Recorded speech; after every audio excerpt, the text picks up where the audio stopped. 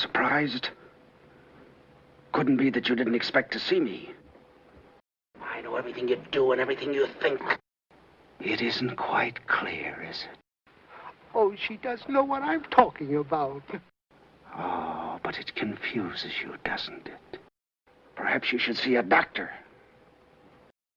I'm going to put an end to all that confusion.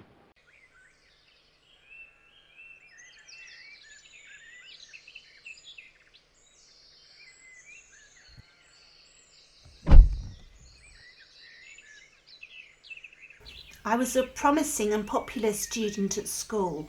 My grades in general were pretty good, eventually being appointed head girl.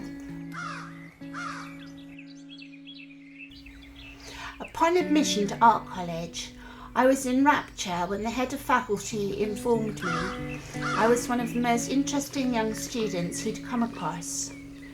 If nothing else, it certainly added to my developing confidence. At home, the relationship with my parents was confusing and fractured.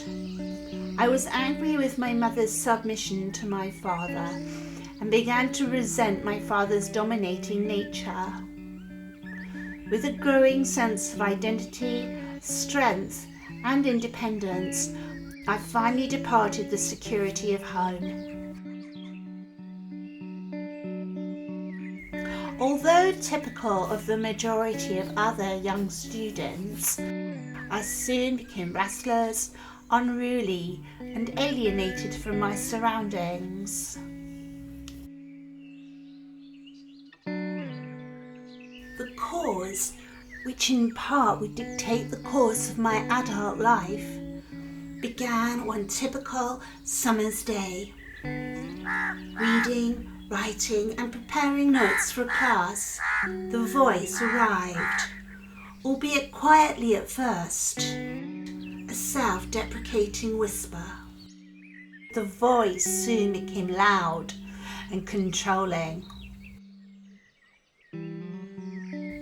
Imagine, if you would, an invisible bully alone with you in a room. Its constant, repetitive, tormenting commands, judging me guilty of heinous acts, demanding my punishment. I heard imaginary gusts of wind, firmly slamming shut forever, doors to all my hopes and dreams.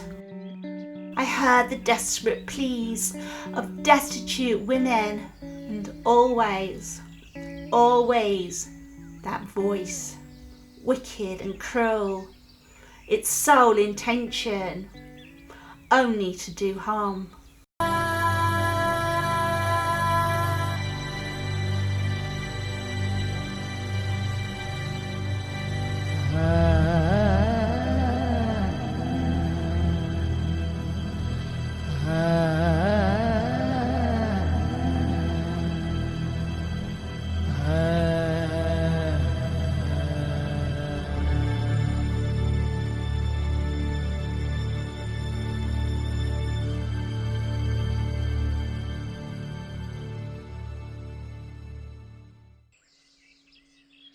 On one occasion, panic-stricken, I ran to the bathroom.